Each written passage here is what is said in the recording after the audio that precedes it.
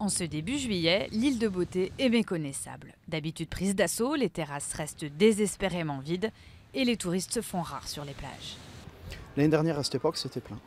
Là, c'est vide. Comme vous pouvez le constater, c'est tranquille.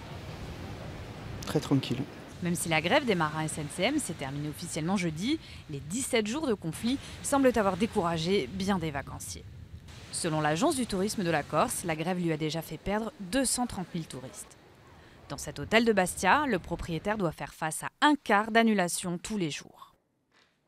Cette grève, elle va laisser des souvenirs, une mauvaise image et on va avoir un été pourri parce que la Corse, c'est devenu destination dangereuse.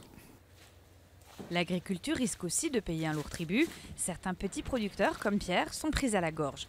Sans liaison vers le continent, impossible d'exporter ses fruits et légumes.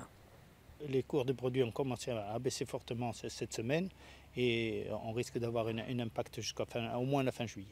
Sur quels produits par exemple? Les tomates, les melons, les pêches, on a vu les pêches qui ont baissé fortement cette semaine. Pour certains professionnels, la coupe est pleine. Globalement, pour faire simple, nous ne voulons plus de la SNCM en l'état. Nous n'en voulons plus.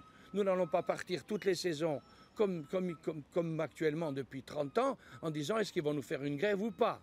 Ce sont des inconséquents, ils ont creusé leur propre tombe, ils y tombent dedans, ils y restent.